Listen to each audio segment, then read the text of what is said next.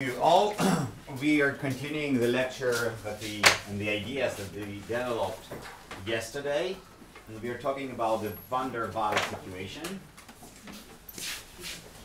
Van der Waals equation. I won't repeat the derivation itself. I think it was more than exhaustive last week. So the equation is V minus what we have over here, and B plus A B squared divided by N squared. The other way around, N squared divided by B squared. And here we have N K Boltzmann T. So this is the equation. And what we know about this equation, that when we write isotherms on the B as a function of B plots, we obtain an interesting behavior. So for high enough T, nothing really happens. And then when we go to low enough temperature, we observe a situation where we have a minima and a maxima. More specifically, the problem with this is that stability criteria tells us that dP to dV have to be smaller or equal to 0. This means that there is a region where, I'm over here, where the stability criteria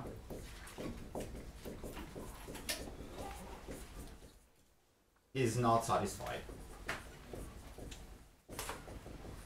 Now, what does it mean? It means, well, something is broken. Yes, the criteria, the stability criteria is not working over there. The equation is wrong. Well, maybe you should get rid of the equation. And the answer is not exactly. What we need to do with the equation is to say, well, the criteria is not satisfied. What will happen to the system will go from one state where the criteria is satisfied to another equilibrium state where the criteria is also satisfied.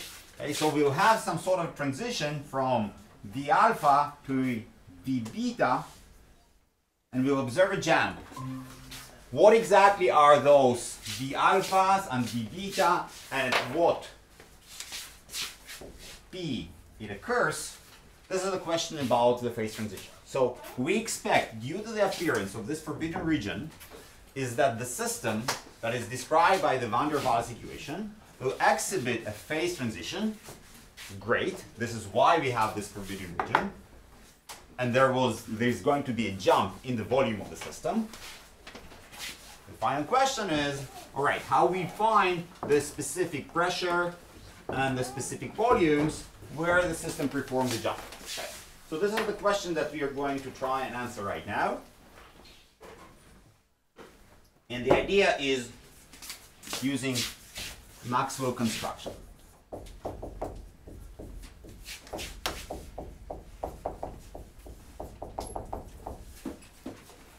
Okay, so what we are going to use and what's the Maxwell construction? We want to use specific values that we know that they are continuous during this transition.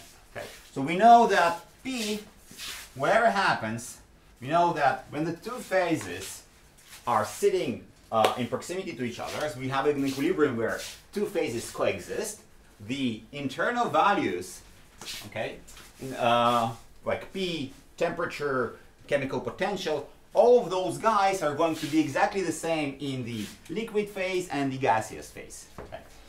So we want to use this idea in order to derive the transition or the specific properties, not properties, but the quantities, where what is P, what is VA, what is VB in the transition itself.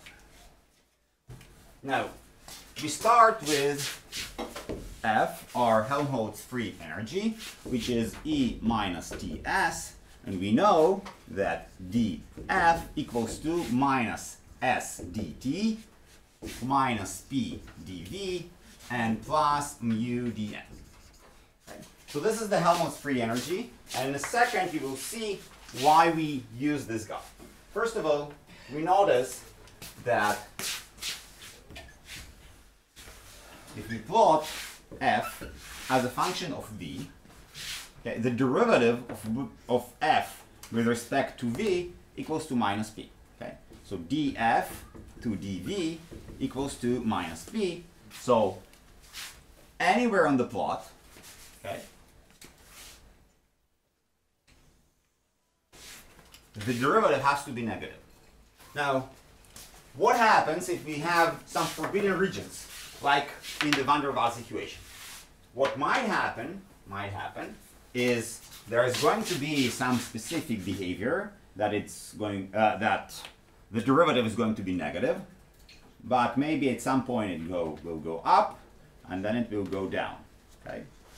For example, the forbidden region for the free energy will show itself in an appearance of some sort of a hump. Okay. Great. Now notice the following thing. This is the forbidden region that occurs on the level of the free energy, and it corresponds to the forbidden region that occurs on the level of the PV plot. Now, we want to use the following properties. And the property is that at each point, okay, let's, for example, we'll say here is phase A, and here is phase B, okay? But the transition between those two phases happens such that the volume jumps. But due to the coexistence, we know that for example, the pressure is not going to jump. Now, what it means? It means that there should be some sort of a continuation that comes from this point to that point. More specifically, if we know that the pressure is going to be exactly the same at phase A and phase B, and the pressure is minus the tangential part, so if we put a tangential line over here, okay, and this line is tangential exactly at this point where the phase transition occurs for phase B. And then we put a tangential line exactly at the point where of phase A. Okay. The fact that the pressure at the coexistent point, the pressure is exactly the same at phase A and at phase B, it means that if we will continue those two lines, okay, because it's minus P over here and over there, if we will continue those two lines, they will simply be exactly the same line. Right? So the Maxwell construction on the level of the free energy is to say the following. All right, I have some problematic region, this forbidden region, because what? Because F is actually growing instead of decreasing as a function of V. And it has to decrease all the time. So we'll look on the specific points, where the tangential line at point B and the tangential line at point A is exactly the same line. Okay? Now, so instead of having this hump, what will actually happen, because whatever the equation describes over here is nonsense. The only thing that's important is how we go from that point to this point. Maxwell construction will say replace everything in between by a straight line. The point where you're starting your straight line and the point where you're ending your straight line is exactly where the phase transition occurs. Okay? So it is not, the straight line doesn't describe you exactly what happens for some V star, which is between V alpha and V beta. Okay? There is no V star. The system cannot have a specific pressure and a specific volume somewhere in this region. There is no situation that the system sits somewhere over here. Okay? The only way or the only thing that's important for us for construction of this straight line is where the straight line starts and where the straight line ends. That's it. In between, nothing happens. You don't know, the system does not sit over there. Yes? I understand why the lines must be parallel, but how do we know they coincide? How do you know that they coincide? You'll see this in a second, okay? From the method I will draw. Other questions? Yes? How do we define point A and point B? We define point A and point B exactly by this criteria that this straight line that we plot over here and the straight line that we plot over there, they become exactly the same straight line. Yes? There is no equilibrium states there, but can this system be? No, because it's not in an equilibrium. We describe only equilibrium states. Can the system for a very short amount of time have a specific pressure and a specific volume? Yes. But you do not measure this like that. Or how do we measure anything in this class? We take a system, we set a specific environment conditions, and we wait for a while. This while can be a long time, and the system equilibrates. What this means, if you cannot set specific V star and a specific P star, the system won't equilibrate there. Okay? Yes? למה זה עולה? אם זה עולה, זה אומר שהפי צריך להיות שלילי. Okay, exactly this way. So why we have a growth, I'm saying, consider if you start from this van der Waals equation, and you will get something like this. Exactly as you're getting something like that over here. Saying it's impossible. This is a sign that there is a phase transition. That's it. Yes? So does this mean that we, in the Maxwell construction, means we will analyze the function as if there's a straight line there, and that's... Exactly. So we replace whatever happens over here by a straight line. That's what we will do. Okay. Great. So let's start and construct this straight line and whatever this is coming from. So first of all, we know the following. So we have this equation, df equals to minus s dt minus p dv plus mu dn. Now we operate in the vicinity of this point and the vicinity of that point. Okay? This is where we're operating, where phase A somehow coexists with phase B. So what do we know? First of all, we know that P is constant. Right? When we're crossing from this point to that point, okay, the two phases coexist, so the pressure has to be exactly the same. The pressure is constant. Mu, our chemical potential, it's intensive variable. The two phases coexist, so the chemical potential is also constant. Okay. What else? Now we plot this on the same isotherm, so the temperature exactly the same over here, over there, over there, and over there. So the temperature is also constant. Okay. Great. So if we have all of those constants, what do we know? So first of all, if let's work it out. So dt is simply equals to 0, right? We don't need dt at all.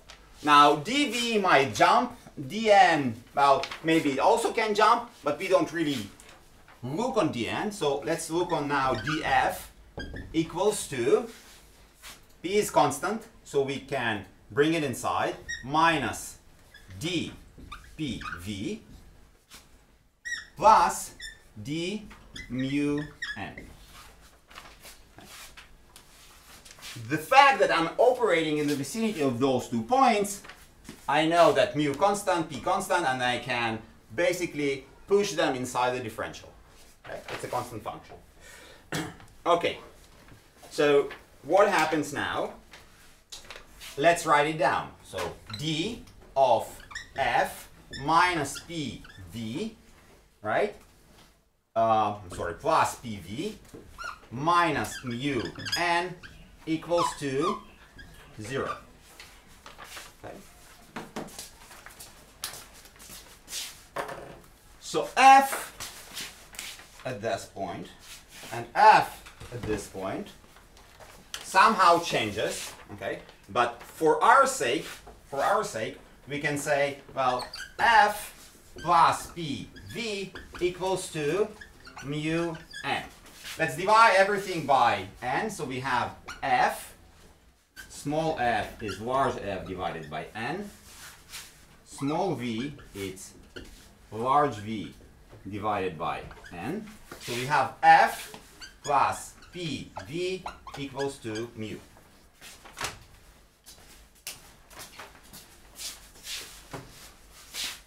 Again, operating on both sides of the phase transition. Wait, why? I'm fine? Yeah, I think there is another constant here, no? Where?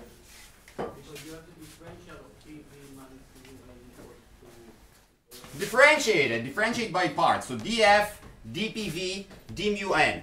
Now p is constant, so you can take it out of the differential or put it inside. Mu is constant, you can take it out of differential and put it inside. no, understand, but you have before the last row, Mm-hmm. you have So you want a specific constant over here. yeah, I think no. Okay. I don't really care about this constant. Okay. You'll see in a second why. In a second you will see why. Alright. The moment that I'm saying, the only thing that I'm saying that we'll look on the mu over here. It can be with another constant or with another constant, doesn't really matter. Okay, I'm saying we know that mu at phase A equals to mu at phase B. The constant, this constant, at phase A equals to the constant at phase B. So from this equation, with or without a constant, okay, I know that FA, okay, large A, so this free energy at this point, at phase A, plus PVA, right, equals to what? Equals to FB plus PVB.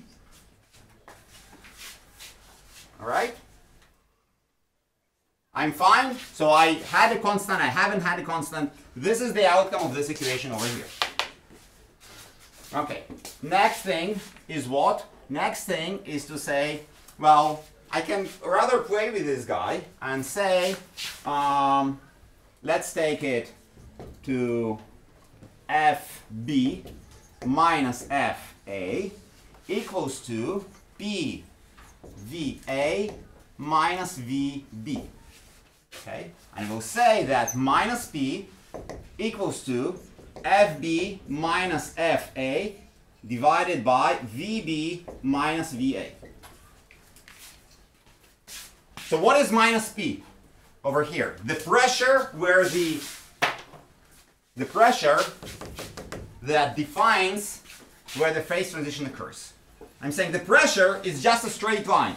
You compute the free energy at that point, you compute the free energy of this point, you take a difference, all right? Then you compute the volume at phase B, you compute the volume at phase A, and you take a difference. So the ratio of those two guys is just the slope of a straight line. Okay? That's it. That's what I told you. And this is now comes out of the math. Okay. Now, what we need to find somehow what is this pressure, what is VB, and what is VA. Now, we know also at phase or at point A, we know the following thing. dF to dV, right, equals to minus P. Okay? So let's put it at point A. Here we have at point B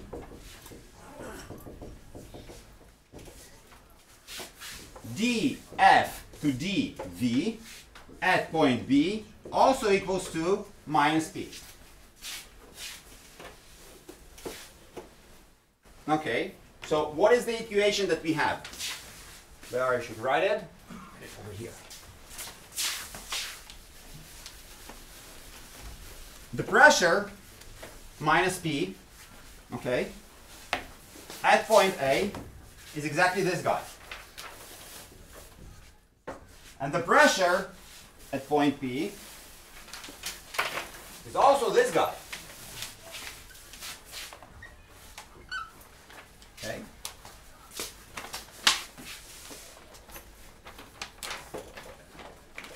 So we can write dF to dV at point A equals to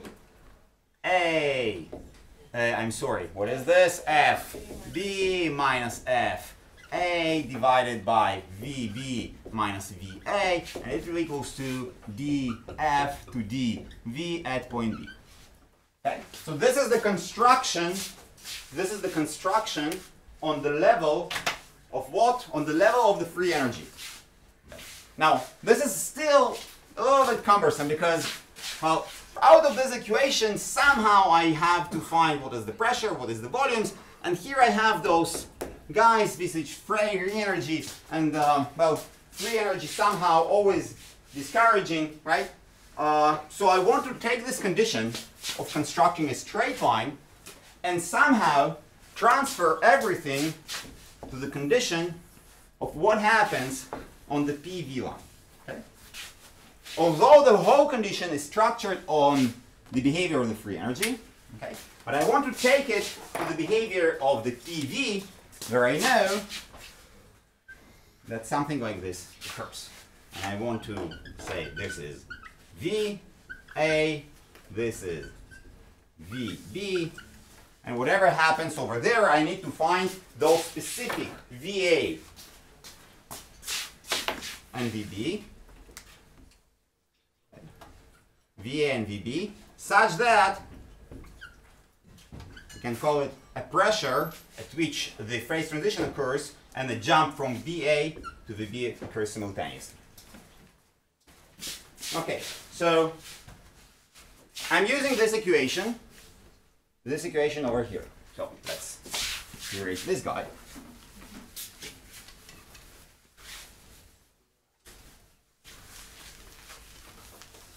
And we state the following.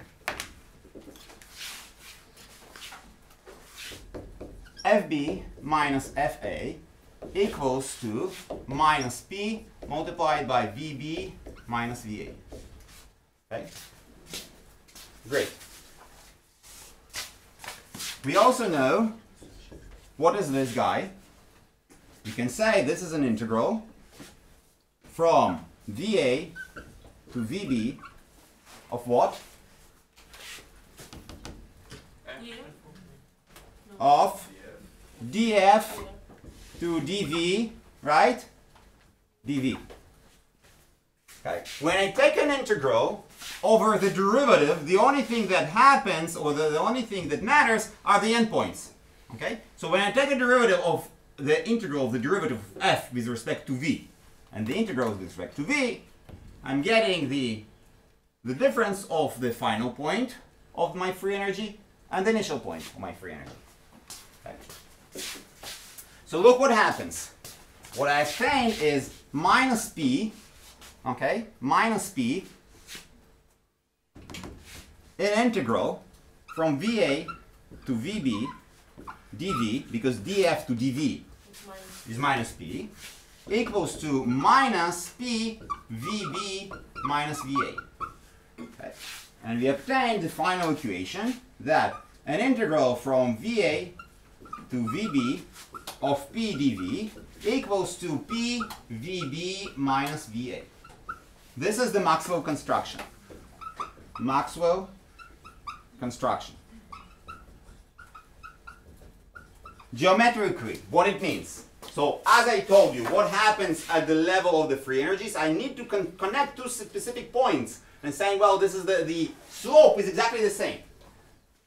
On the PV diagram, I'm saying, all right, so on the left-hand side, I'm taking an integral over this function, whatever the function is. And the integral is what? Is the area under the graph of this function. Okay, so whatever those purple area is, okay, this is the integral VA to VB over P dV. This is the area. On the other hand, I can say, what is PVBVA? I pick up one specific point. Let's use another marker. I pick up one specific point. I shoot a line. Okay. And now I compute the area under this straight line over here. Right? So the Maxwell construction is just the equivalence of two areas. One, the area of a simple rectangle, okay, which is P multiplied by VB minus VA. This is the back area. P, VB minus VA. The other area is actually exactly compute the integral, okay? And the criteria of Maxwell construction says, if you find such P that satisfies this criteria, okay, so you have to find P, this is an unknown. You have to find VA, which is also unknown, and you have to find VB, which is also unknown. So the moment that you find VA, VB, and P such that this condition is satisfied, you found the phase transition. Okay? So this is the Maxwell construction to finding what are the variables intensive for P and extensive for V that occur at which the phase transition occurs. Is this enough? How many unknowns do we have? Three. How many equations do we have? One. It's enough or not? No. No, it's not enough. So we need two additional equations or two additional constraints somehow to reduce the number of the degrees of freedom. We have 3 degrees of freedom, P, VA, VB. Right now we have only one constraint, one condition. So what is the other conditions? What the other condition? No. That the derivative of P by V is equal. No. What we're dealing with, we're dealing with a specific model. So very nice general conditions, the stability, etc. But at the end, you have to use the model at hand. And the model at hand is the equation, the Van der Waals equation. What we know that PA plus A n squared divided by V squared multiplied by V minus Bn, okay, this is VA, P is exactly the same, equals to N K Boltzmann T. T is exactly the same. We also have P plus A n squared divided by B squared, VB minus B n equals to N K Boltzmann T. Okay, and let's write down the third equation, this guy. VA by VB P dV equals to PVB minus VA. Alright, so we have 3 equations and 3 unknowns, VA, VB, and P. Solve those 3 equations, find the 3 unknowns, and you're done. Okay. Very, very, very simple, very nice. Okay? And the only thing that you have to remember, this Maxwell construction, you don't have to redevelop it each time. So you can memorize it if you want. But the idea of the Maxwell construction is that some of the things, like extensive variables, they're going to perform a jump. Some of the things, like intensive variables, are going to be continuous. You build up on this idea and eventually obtain this geometrical construction. Any questions about that? Yes. First of all, the first part of the derivation where we reached the fact that S dt minus PV plus mu dn equals 0. Can't we just derive that from the fact that the grand canonical potential is equal to 0? No, no. You use this free energy. You don't need to go to other potentials. No. And if there are other optional way, maybe, but you don't really care. Like we reached the fact that the differential equals 0, but inside the differential was exactly the thermodynamic potential. If you want, but you don't really need this. You start with free energy. I agree with you that you can use other thermodynamical potentials. You don't need this. All right? Other questions? Yes? What gives us T and N, the number of particles? It's exactly. So the system stays the same, right? You take a box, you fill it with a gas, which is described very well by van der Waals equation, this gas. And you say, well, I do not let any particles escape, and I keep the temperature constant. That's it. So those parameters are constant, and they are set by you or me. Okay? Great. So where we can go on with this. So when we solve it, we can take the temperature that is set by you, okay? We'll let the number of particles constant, and we'll say, well, let's eventually those VB and VA and P at phase transitions,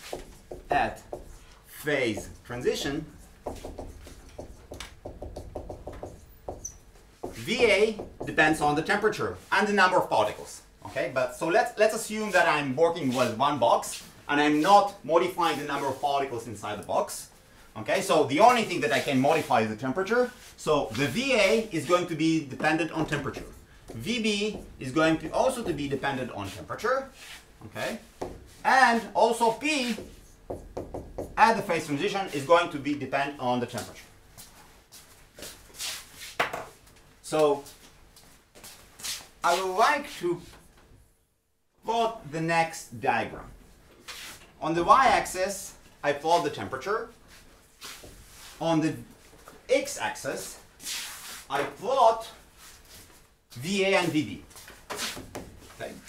So I'm setting T1, and for this T1, VA is going to be over here, and VB is going to be over there. Okay. Now I will increase my temperature a little bit, and we'll have T2, and for T2, VA is going to be over here, and VB is going to be over there. I increase my temperature a little bit more, I will have T3, and VA is going to be over here, and VB is going to be over there. How exactly I find them? For each temperature, I go to those three equations, and I'll solve them. Okay? I keep N constant, I modify T, I find VA, VB, P is not really interesting over here, and I do it for a very large range of temperatures. When plotting those VA, VB, etc., eventually I obtain this diagram. It's not about Gaussian. Not everything with a hump is a Gaussian, although a lot of it, but it's not a Gaussian. Okay. So what this diagram tells us. So first of all, this is a forbidden region. Here the system, at the critical temperature, it cannot have anything. Over here, this is phase A. Anything over here is phase B. So for any temperatures over here, any temperatures, there is at phase transition, there is going to be a jump from one volume to another volume. A discontinuous jump of the volume. But you look on this line and say, Stas, but you have here one very interesting point. Okay? So what is this interesting point? At specific temperature, let's call it Tc, there is one single temperature at Tc. I can say, well, there is still phase A over here, there is still phase B over here, but there is no jump in the volume. So I can actually, and those are very extreme points, so most of the points that you see from the van der Waals equation, for most temperatures, there's going to be a discontinuous phase transition. Okay? Discontinuous phase transition. At a very specific point, Tc, the transition is going to be continuous. Okay? The transition is going to be continuous. So I will try to remind you how we started this business of phase transitions. iPhone? Where? No. This is a forbidden region. Nothing leaves over there. In reality, you cannot have a material in equilibrium that sits over here. You won't find one. Okay? Because it won't be stable and it will go either over here or over there.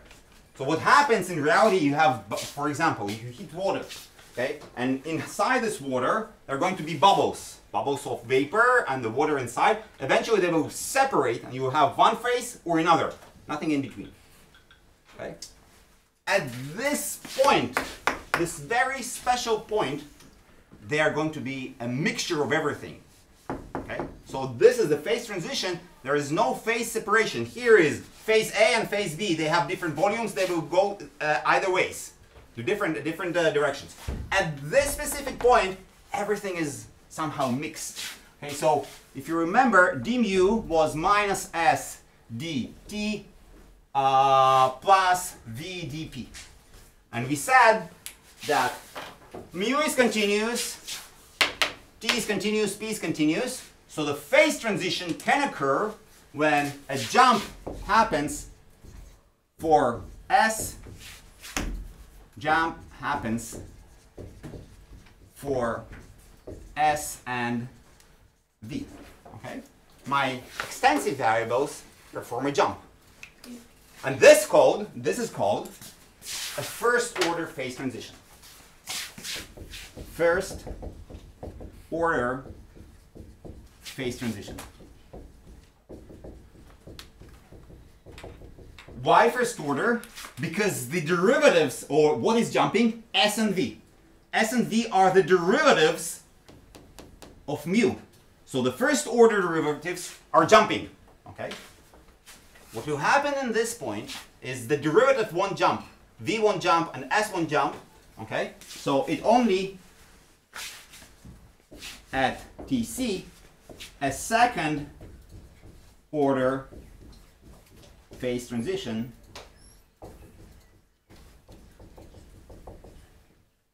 occurs. So derivatives themselves, either S or either V, is continuous over here. You have a mixture of two phases, but the transition is continuous. Okay? What will actually happen or jump and describe? Well, I have two phases, 1 and 2. So usually the derivatives of S and V can jump. There are some specific cases or models where there is a third order phase transition and fourth order phase transition and seventh order phase transition. Usually you don't see it in nature. But what do you see? You see a lot of phase transitions of the first order, like in this diagram. You have very peculiar points where there is a continuous phase transition, where it's second order usually phase transition. And you have models where you have whatever phase transition that you like. Any questions about that?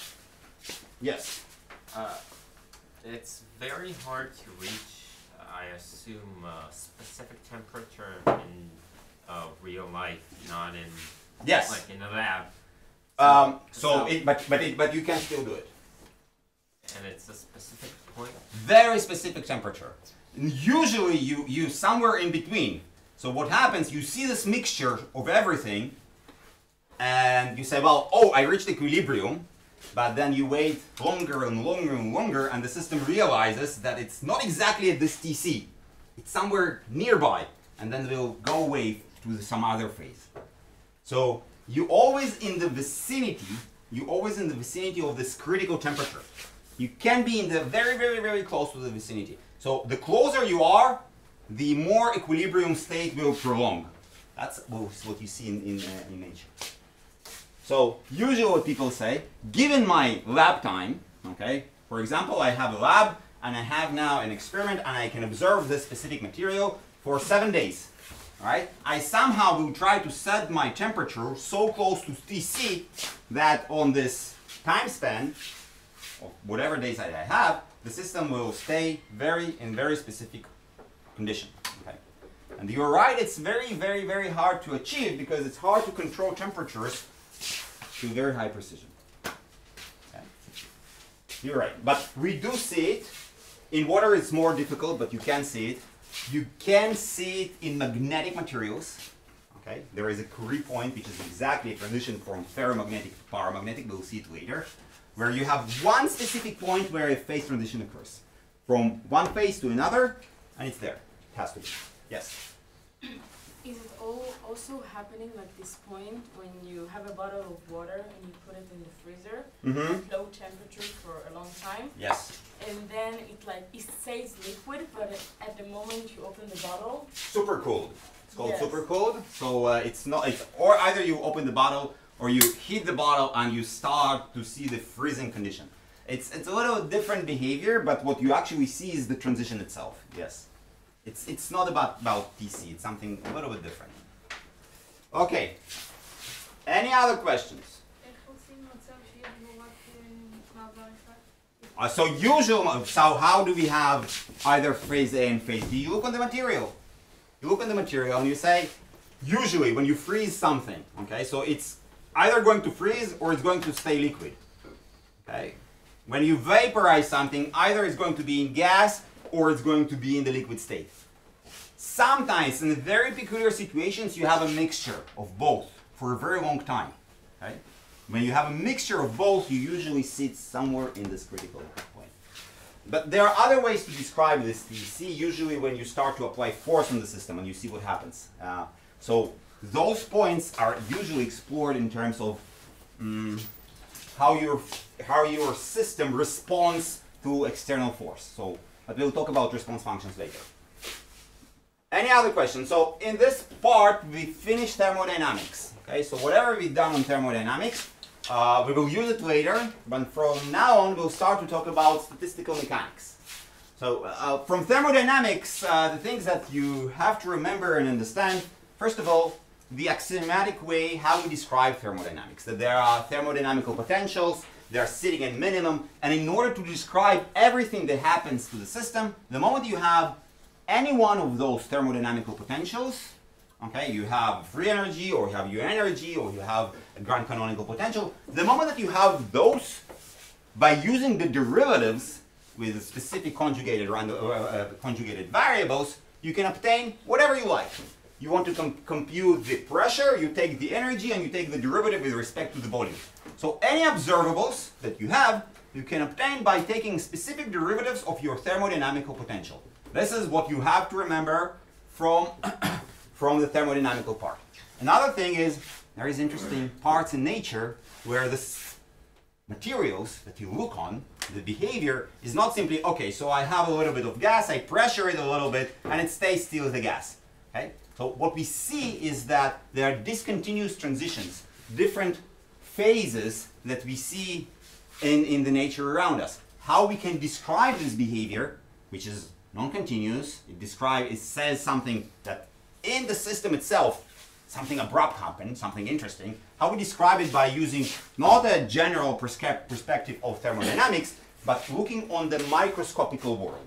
Okay? So the description of whatever we have around us, starting from the microscopics, is the part where statistical mechanics shines. So this is what we are going to describe now. We will forget a little bit about thermodynamics, although it's always there, and we'll start the part of statistical mechanics.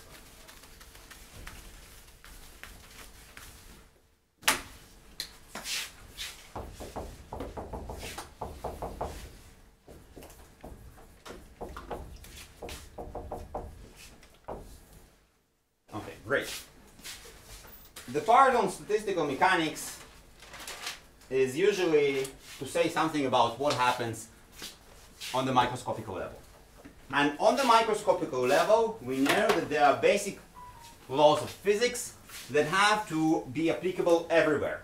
So either we look on the Newton equations and we say that we are living in the classical realm, or we have the Schrödinger equation, right? I h bar sorry, d dt equals to Hamiltonian operating on the side. no matter what your laws are, the Schrödinger equation or the Newton equation, you have a description of what happens to the particles at the very macroscopic level. So what happens to each and single atom, each and single molecule, each and single entity that you use in order to describe your system. The problem with those guys is that it's unsolvable. Right? So the moment that we have number of particles on the order of 10 to the 23, you basically cannot do anything. You cannot solve the Schrödinger equation. You cannot solve the much more easier Newton equation. Just forget about it. But qualitatively, those equations can be used in order to say what happens on the basic level of the system. Specifically, the quantum representation. And the quantum representation states that you have states. Okay? You can have single states of your system. Okay? For example, you can have several parameters, n1 and n2, and those can be your quantum numbers, for example, and the system somehow described by the values of those numbers n1 and n2, and if you like, you can have 3 quantum numbers or 4 quantum numbers, and the more particles that you have, the more quantum numbers you have, and the dynamics described by the Schrödinger equation is usually describing that the system going from one state to another, the third, and you have some sort of trajectory. Okay? The system is going from one state to the other as a function of time. Now, in classical physics, there is no such idea, okay, of specific states, but you can still use the phase space, right? So, for example, if you have X and you have P, which is now is not pressure, it's going to be, write down X dot, fine. And in your phase space, you know that you have also you can also define specific states. So, for example, if you will look on the behavior of your canonical harmonical oscillator, so the energy U potential is 1/2 k x squared, and the total energy is going to be 1/2 m x dot squared plus 1/2 k x squared. You can define phase lines where the system sits. Okay. So, for example, if you solve this and you plot x dot as a function of x, you will obtain, depending on what is the ratio between n and k, you obtain closed loops. Okay. What it means, the particle, or if, for example, is simply oscillating. Right? Now, the system usually doesn't leave your loop at all, according to the Liouville theorem, and it sits over there, okay, and it's just rotating. So this is very, very, very simple, okay, but even here you can say, well, actually, also here I can define states, right? You look on your phase space, and you cover it up with some small squares, okay, and then you say, well, also over here, my system is performing a dynamics that takes me from one state to another, to third, to fourth, and etc. So as a function of time, my system is going from one state to another, to third, to fourth, to seventh. Okay. Now, in in classical physics, there is nothing wrong about that, okay? Because the dynamics is deterministic. In quantum systems, you can say, well, Stas, it's not exactly that. You have a wave equation. So what is actually happening over here? You plot us here a deterministic trajectory. We know that quantum physics doesn't behave like that. So no, what actually happens is I measure. Okay? I go and I measure each amount of time, each delta t. I measure the properties of my system. And since I measure, okay, the wave function have to collapse to one specific state, Okay, so this trajectory is the measurement trajectory. Each delta t, I measure whatever happens inside my system, and I measure the system over here. Then I measure the system over there, then I measure the system over here, etc., etc., etc. So the trajectory is the measurement trajectory. The same will happen in this system, right? So I don't really have to measure because it's deterministic, but let's assume that somehow, from time to time, I stochastically kick the system. I have thermal fluctuations. Now, this will take the system from one prescribed deterministic trajectory to some other trajectory, or to the fourth trajectory. So, also for this system, I have to measure. Why? Because I have noise that is coming from this 10 to the power 23 number of particles that somehow affecting each other. So it doesn't matter if I have a classical representation or I have a quantum representation. If the system is big enough, my system will go from one state to another, and those states are either pure state in quantum mechanics or man-defined states in classical mechanics. It doesn't really matter. So if I go and measure a function of t, for example, the energy of the system, I will know that I will plot the following trajectory. I measured my system at point T1, and I plotted, so this is the energy. So this was E1. Then my system, I measured the energy of the system at time T2, and my system jumped to the value E2.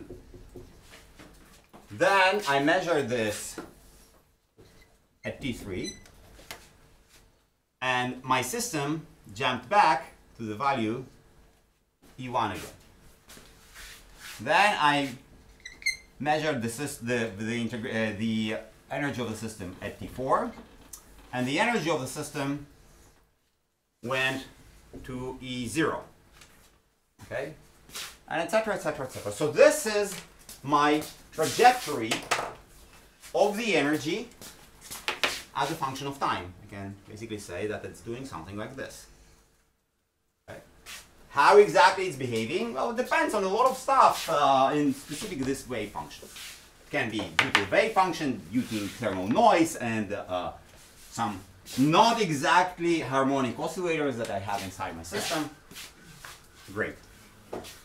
Now, if I'm an experimentalist, okay, and I'm looking on this, and I want to say something about the behavior of the system.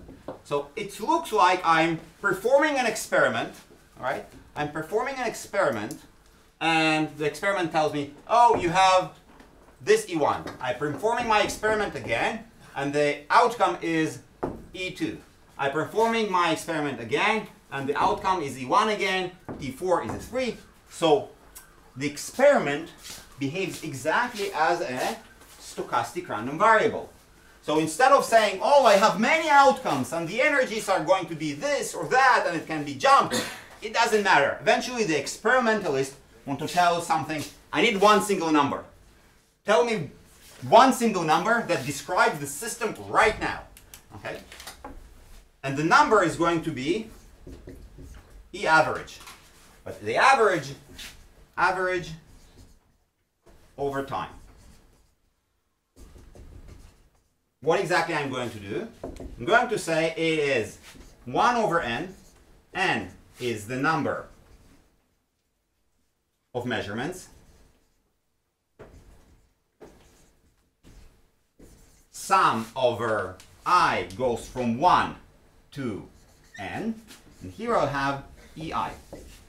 So what is EI?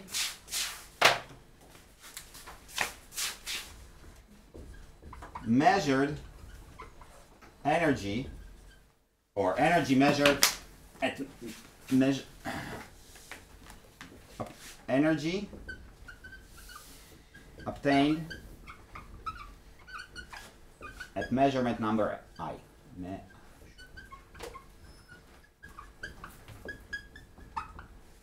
Okay. Great. So the experimentalist had 3 attempts. This is what he's going to provide to me. 4, 7. The more larger the n is, the better the result is. but well, it's a little bit frustrating for a theorist at least. Why it's frustrating? Because it's not that I only want to get some information from the experimentalist, I also want to make predictions, I want to make theories, I want to say something about the system. This part is only tells me, all right, so you're going to get one number, measure it, you get the average value of E. Okay? But I want to calculate the value E. I want to use something from the theoretical background in order to tell the experimentalist what is the average value of E is going to be. Okay? So, in order to do this, I will do the following.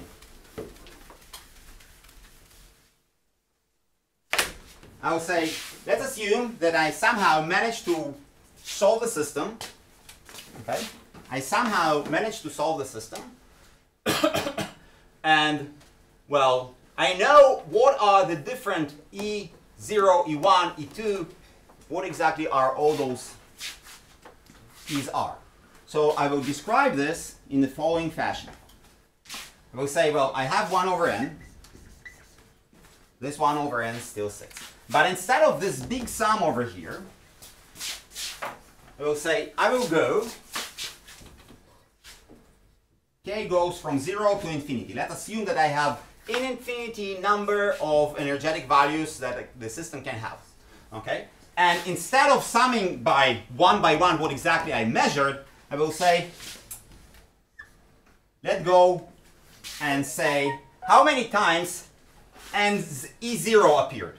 E0 appeared n0 times. How many times E1 appeared? E1 appeared n1 times. How many times n3 appeared? n3 appeared 3 and 3 times. So all of this is a summation of k from 0 and k over ek.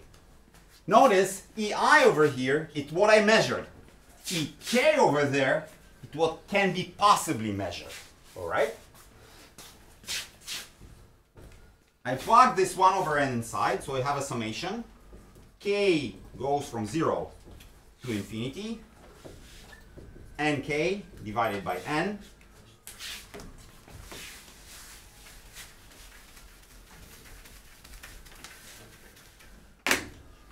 Here I have Ek.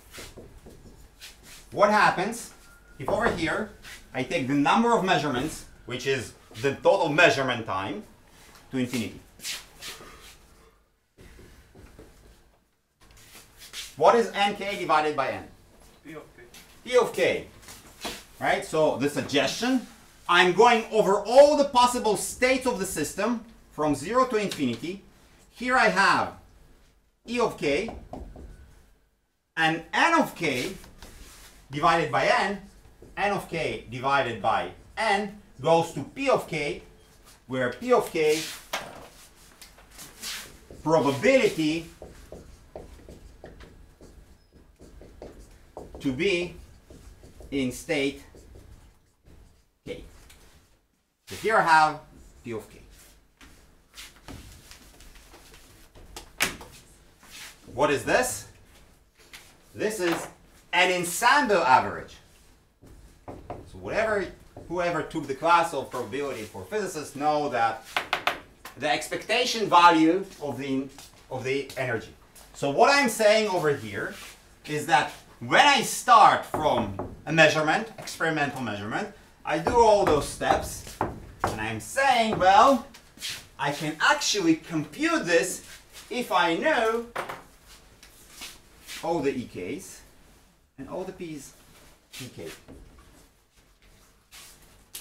Sounds reasonable, right? Wait. Yes. But if I'm needed to, if I have if I have a process, a physics, like something with 10 to the 23 parts. Yes. In order to describe the energy, I need to describe what actually happens. Hypothetically, can I do it? What? Hypothetically, can I do it? Yeah. Great. Great. That's enough. You need to know. I'm saying if there is a possible way that I'm capable of computing what are the different EKs and PKs, don't worry, we won't do it. And I will describe it in a second why. But if I'm capable of doing this, this guy have to be equal to that guy. This I measure, this I compute. If I can compute it, then instead of getting the information from my fellow experimentalist, I can compute it and I'm going to tell him, oh, your measurement is going to be such and such. But are there any flaws in this argument that I stated over here? Yes? Maybe the number of states is so large and the contribution from some states is... It doesn't matter, it will be described by the pK. Yeah, but he measures a finite amount of times. Okay. So we also need... So you're very, very, very, very close. You're very, very, very close. Okay, so this is actually doesn't work always. Related to your question. So the identity when it actually works, so E average equals to ensemble average, it's called ergodic hypothesis.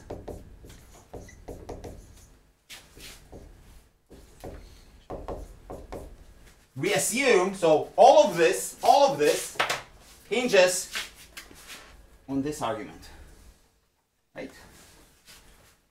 That nk divided by n goes, when n goes to infinity, to pk. This is ergodic hypothesis. There are systems around us, like this stuff, okay, where it doesn't work.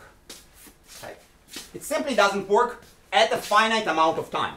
At a finite, you're absolutely right. So sometimes your measurement time is not enough. And sometimes there are systems that doesn't matter how long you measure, it's always not enough. We are going to use this the ergodic hypothesis because it actually makes a connection between what you can predict and what you can measure. Okay? And we are going to use this, but pay attention, it doesn't always hold. And the more interesting materials around us are the materials where the ergodic hypothesis breaks. And maybe we'll see later, exactly at phase transitions, exactly this wonderful transitions where you have jumps and discontinuities and etc., exactly those situations, this ergodic hypothesis fails completely. Okay. So, but for us, we're going to use this guy. Okay. Now back to your question. How exactly I'm going to compute all the EKs and PKs? It's impossible. You have 10 to the power 23 number of particles inside. And the answer is I'm not going to compute anything. Statistical mechanics is built on very simple assumptions. I'm going to assume something about EKs and something about PKs. And the wonderful thing is there are not a lot of assumptions that you need in order to describe very large classes of systems. Okay? So some miracle occurs, okay, that all the different particles come down to a very small number of classes where these assumptions about EKs and assumptions about PKs hold. Okay. So statistical mechanics doesn't start from, oh, I have a very huge number of particles and I solve it exactly. No, it starts the bottom up. Okay? You start, you say, oh, I have this very simple system with small number of particles. I will start to build up on this system.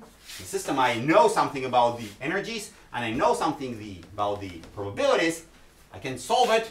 I can understand something around me. I will complicate it a little bit and then I again solve it and I will understand something what happens around me. So the idea of physics is no, we are not going to solve very complicated large problem that involves large number of particles. It's impossible. We're going to neglect a lot of stuff, okay? Take simple assumptions about this and that, obtain general rule, and see that it's actually applicable to a very wide number of systems. Why? Because these probability rules, the statistical rules, they win almost everything, right? You know about the Gaussian central limit theorem. You add a lot of stuff, okay, and it always gets you one answer. Gaussian. You add a lot of stochastic random variables, you always get a Gaussian distribution at the center, approximately. You have many, many, many different particles, you have many electrons, you have many photons, you have many atoms. Eventually, somehow, due to statistical reasoning, a simple answer will occur. And those specific interactions, well, they modify somehow only the parameters, but the general behavior will be the same. This is the statistical reasoning. We won't solve huge number of particles. It's simply impossible. Okay. So what we do now, we use this assumption and we start to use very simple assumptions about EK and PK and try to solve specific examples, specific models. Thermodynamics is built, you have energy, it grows with entropy. What is entropy? I don't know. You take this derivative, you take that derivative, you have stability, something very amorphous, but something comes out, all right? Statistical mechanics is the other way around. Give me a model, specific model, what this particle does, what that particle does, how they interact, solve something, okay? So it's very, very orthogonal approach, but eventually somehow they have to meet, because in order to describe macroscopical system, I need thermodynamics. Right? All right, so we're starting with the first type of models, the simplest one, and actually used in order to build more complicated models. It's like in probability. If you remember, in probability, you start always from the simplest possible stochastic random variable, uniform, right? So, and then you use this uniform random variable in order to describe something much more complicated. Crazy random variables around us. Right? The same thing applies over here. Right? You say, well, PK is uniform.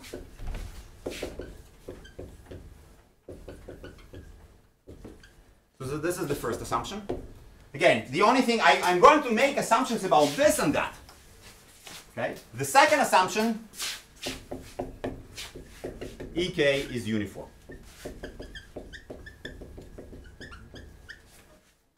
Simple, very, very simple. So all my systems, somehow, all the energies are exactly the same. Okay, and It's because you assume there are no interactions. well, I assume that the system is going to state in very specific. So if the probabilities are exactly the same, so why I'm going to go from one energy to another? Yeah, but why is the probability is uniform? My assumption. Remember? I Yeah, don't know it's how to nice. solve. I don't know how to solve it. You say, well, it's too trivial. Well, it's actually not. Okay, it's a little bit complicated. We'll see, but it's a building block in order to build something much more complicated. So this is called microcanonical ensemble. Microcanonical ensemble.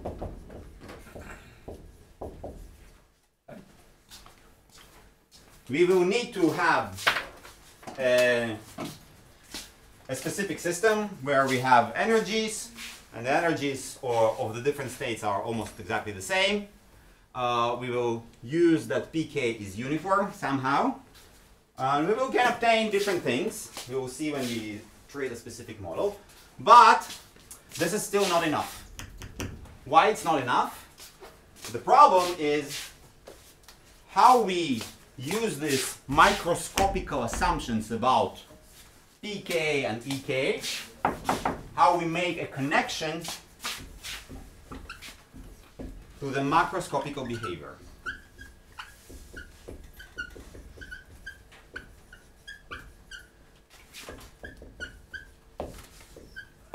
More specifically, well, I can solve different probabilities, maybe, and can do something. You'll see in specific examples.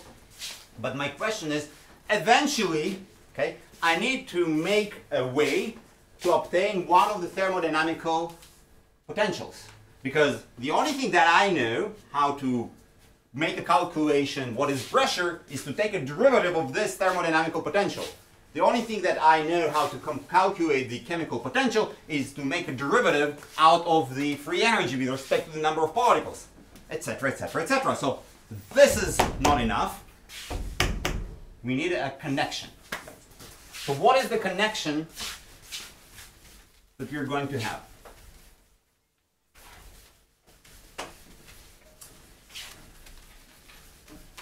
The only thing that we clearly do not understand from thermodynamics, or the thing that is most vaguely defined so far is the entropy.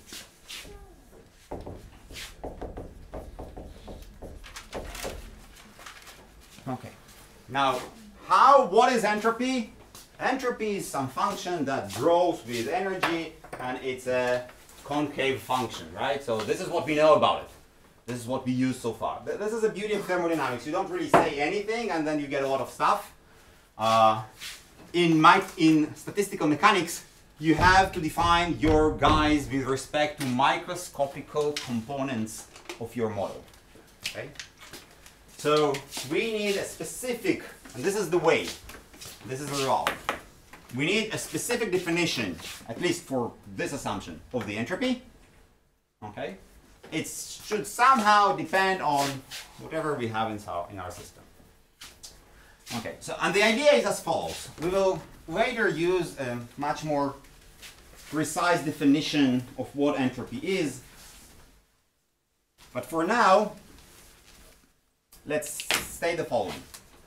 So what we know, the entropy is maximal. In equilibrium, we set up energy. Okay, we set up energy as the entropy is maximal. What I mean by that? For example, okay, so for example, if I have a system, it can be a gas, and I have green particles inside my system. Okay? And the entropy is at maximum. What it means? It means that if I'll add a constraint, for example, some boundary at this position over here, okay, and I keep the energy exactly the same, I add this boundary.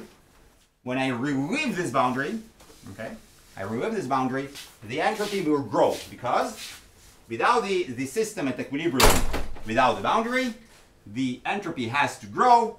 So addition of specific internal constraints always lowers the entropy. Okay? Great. This goes for entropy. I can also have the same box with the same particles, and I say, well, let's add a constraint. Let's connect this entropy to a macroscopical description. And the connection is, we know that when we add constraints, entropy goes down. So we need something that describes macroscopical situations. When we add constraints, this something also have to go down. What is this something? The number of states, right? So the number of states accessible to the system, the moment that I add this internal constraint, this green guy cannot go inside. This means that the total number of states accessible to this system has gone down. Okay? So omega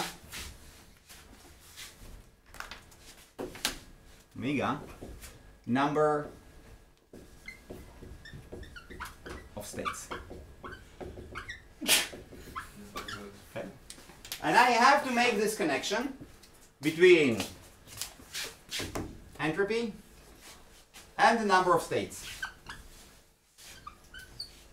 Maybe some prefactor over here. Will it work? What do you think? So entropy have to do something there. There are specific properties of the entropy, right? So one basic property of the entropy is this S is extensive.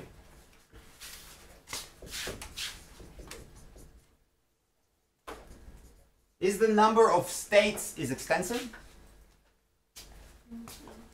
Think about a very simple system. Your system, back to probability 101. You have a dice.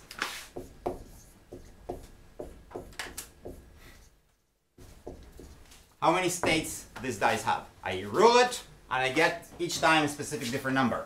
How many states? 6. I have 2 dices, so my system has grown by a factor of 2.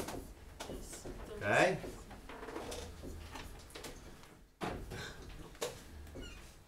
How many states I have now? 36. 36. So the number of states is not an extensive quantity. Not extensive.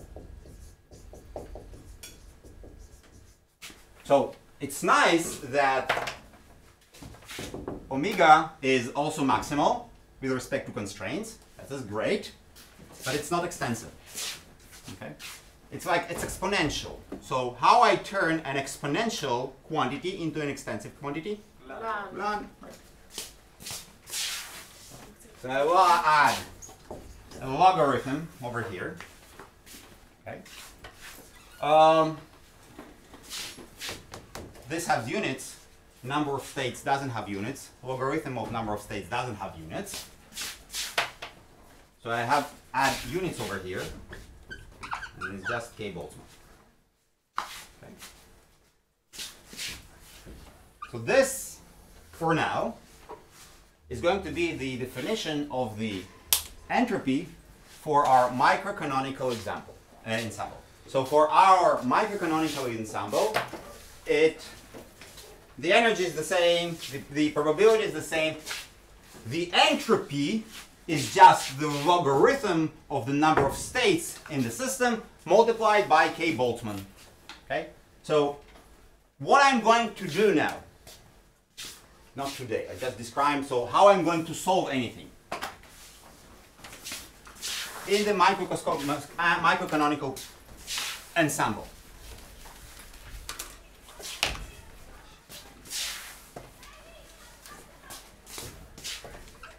Microcanonical ensemble. 1. Define a model. 2. Set specific energy, or set the energy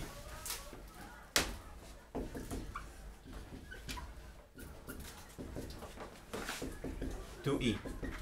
Okay? Because you have to operate with a constant energy. You have a model, you set your energy to E. 3. Compute the number of states. Omega. Great. You will see in a specific example how it's done. It's pretty easy, as long as the system is simple. 4. S equals to K Boltzmann logarithm of omega. Okay.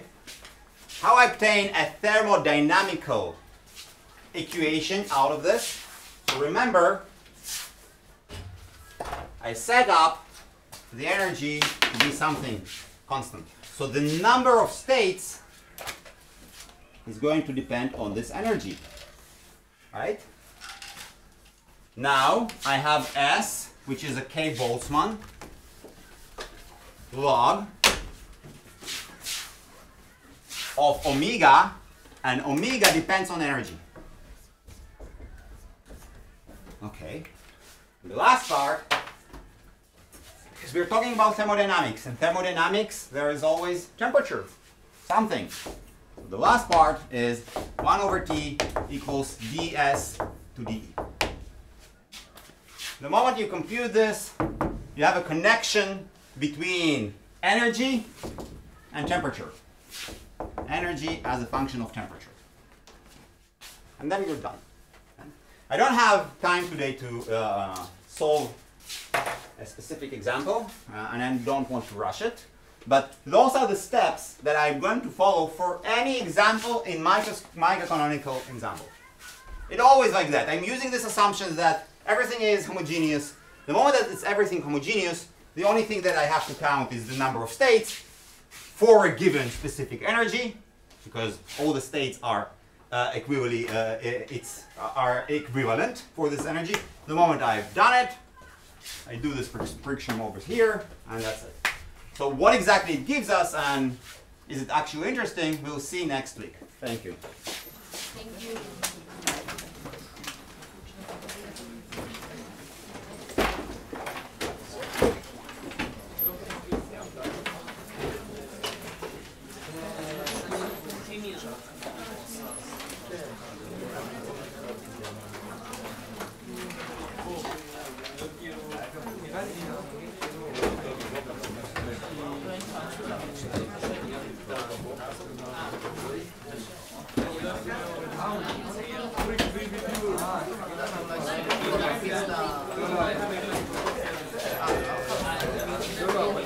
הוא